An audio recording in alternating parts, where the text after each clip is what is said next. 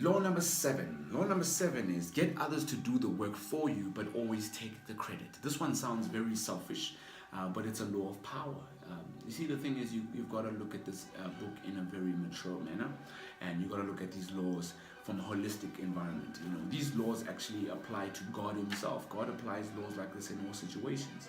It says, get others to do all the work for you, but always take the credit. And the description says, use the wisdom, knowledge, and legwork of other people to further your own cause.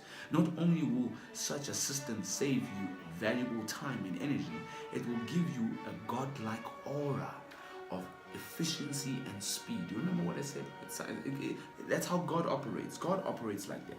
It says it will give you a godlike aura of efficiency and speed.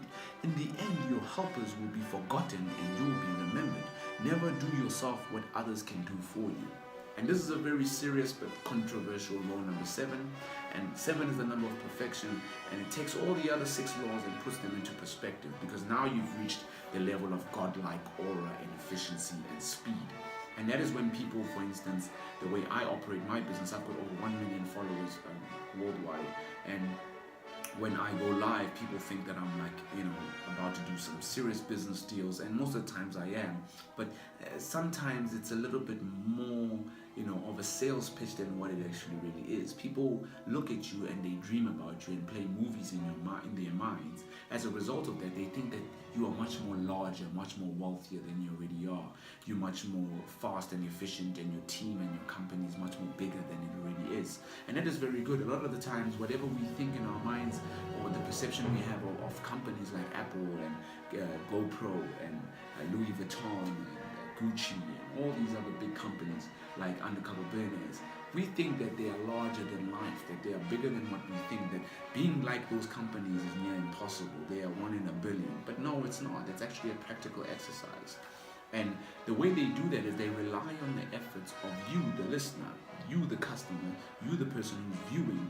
They rely on the employees to represent them. They rely on a lot of word of mouth to make them seem larger than life. Once all the attention, law number 6, comes towards them, then it looks like the company or the organization is much larger than what it perceives itself to be. So do yourself a favor.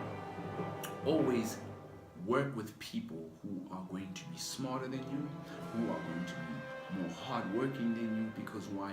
You will take the credit as a leader or as an organization, and they will basically be the ones who put in the work. And a lot of the times when you pay people, that's what you do. You pay them to do the work, but you get the credit because it's your company.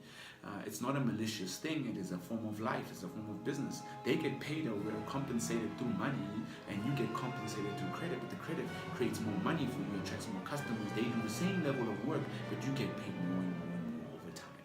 That's pretty much the gist of law number 7. Always benefit off other people's efforts and energies, right? But never exploit them. That's not what the law says.